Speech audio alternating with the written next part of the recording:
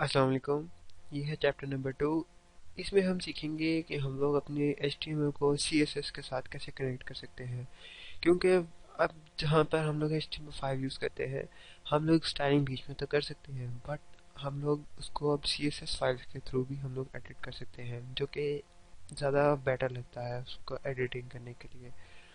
ज़्यादा better way है ताकि समझ भी आ जाए और ज़्यादा चीज़ें इस्तेमाल हो सके एक और फाइल के थ्रू। अब हम लोग इसके अंदर देखेंगे कि हम लोग बेसिक प्रेजेंटेशन, उसके बाद division and classes, CSS sectors and styling कैसे करनी है उसकी, और CSS3 के फीचर्स हम लोग उसमें देखेंगे। What is cascading style sheets? CSS is a style sheet language that is used to describe the presentation systematics of a document that is written in a markup language such as HTML. इससे हमें पता चलता है कि CSS भी एक markup language है, जैसे कि हमारे पास HTML थी, और ये एक स्टाइल शीट के तौर पे लिखी जाती है। CSS was created to separate the formatting design from the markup or content of the document. The CSS specifications are maintained by the World Wide Web Consortium, जो कि W3C हम लोग जिसको कहते हैं।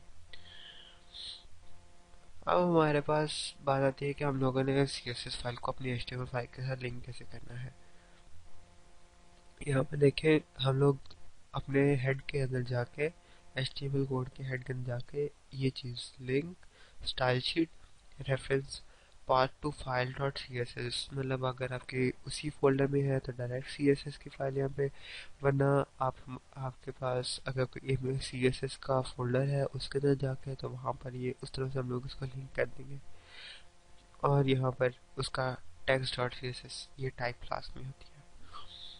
अब आती है बारी आगे कि हम लोग ये एक बहुत छोटी सी एग्जांपल दी हुई है।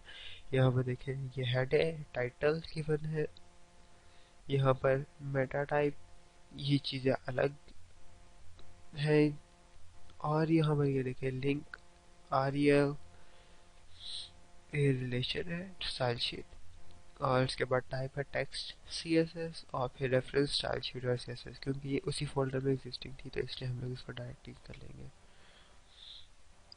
अब आती है बारी डिव एंड स्पैन एलिमेंट्स की। स्पैन हमें पता है कि इनलाइन लेवल एलिमेंट है, और डिव जो है वो ब्लॉक लेवल एलिमेंट है, जो कि हमेशा नेक्स्ट लाइन से स्टार्ट होता है, और स्पैन हमेशा उसी लाइन पे स्टार्ट होता है।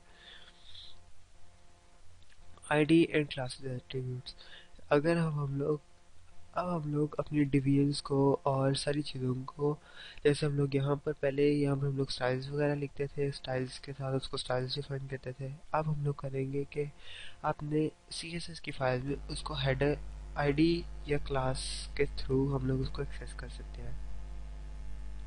यहाँ पर आप देखें, डिव स्पैन हम लोग दोनों इस्तेमाल कर सकते हैं। डिव के अंदर जाके आईडी हेडर, या हम लोग क्लास स्पेस कुछ भी दे सकते हैं, और हम लोगों को उसका सिंटैक्स ऐसे लिखना पड़ेगा, और यहाँ पर डिवीजन के अंदर जो हमारा कोड होगा वो आएगा।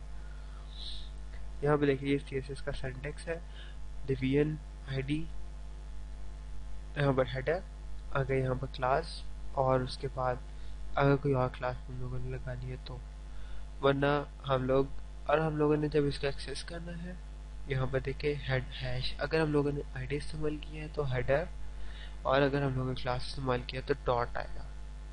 हैश यहाँ पे हैशटैग हेडर आएगा, और यहाँ पर डॉट स्पेस आ जाएगा, जो कि CSS की फाइल्स को हम लोग इसके थ्रू हम लोग उसकी एडिटिंग कर सकते हैं, ताकि हम लोग उसको अपने HTML कोड के अंदर जिसके अंदर डिफरेंट स्टाइल्स अप्लाई कर सकें।